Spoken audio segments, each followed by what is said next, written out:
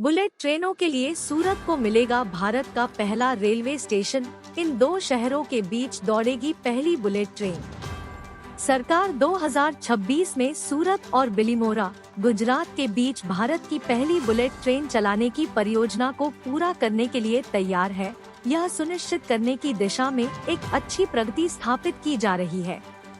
वहीं केंद्रीय रेल मंत्री अश्विनी वैष्णव ने कहा है कि मुंबई अहमदाबाद बुलेट ट्रेन परियोजना के कार्यान्वयन में मामूली समस्याएं सामने आई हैं, क्योंकि महाराष्ट्र सरकार द्वारा लगभग 30% भूमि अधिग्रहण अभी भी अधूरा है।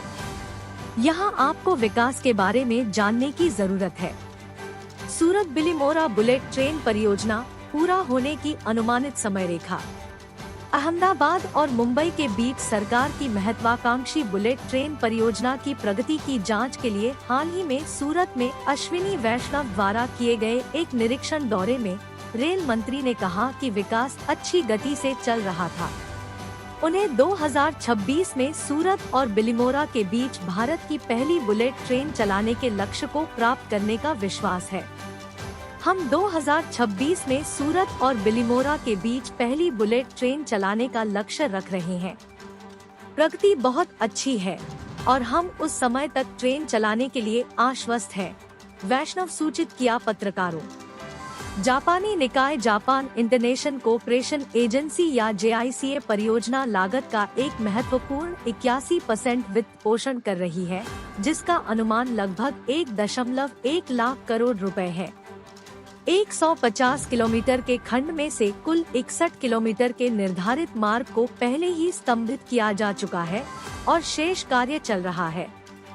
रेलवे स्टेशनों का पुनर्विकास, नई वंदे भारत ट्रेनें, कवच, स्वचालित ट्रेन सुरक्षा प्रणाली, बुलेट ट्रेन जैसी अति आधुनिक और सर्वोत्तम सेवाएं प्रदान करना प्रधानमंत्री नरेंद्र मोदी का दृष्टिकोण है।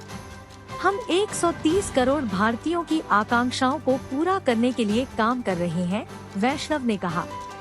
महाराष्ट्र में भूमि अधिग्रहण की समस्या।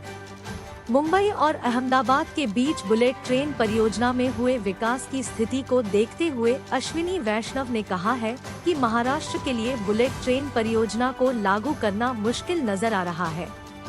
ऐसा इसलिए है क्योंकि मुंबई, ठाणे और पालघर के क्षेत्रों को कवर करते हुए राज्य में आवश्यक कुल 433.82 हेक्टेयर भूमि में से अभी तक केवल 310.14 हेक्टेयर भूमि का अधिग्रहण किया गया है, जबकि 123 हेक्टेयर अधिक की आवश्यकता है। यह एक राष्ट्रीय परियोजना है और इस पर कोई राजनीति नहीं होनी चाहिए। मुझे विश्वास है कि हम इस परियोजना पर एक साथ काम करने का एक उदाहरण स्थापित करेंगे। प्रगति महाराष्ट्र खंड में धीमी है। हमें उम्मीद है कि और प्रगति होगी, केंद्रीय मंत्री ने कहा।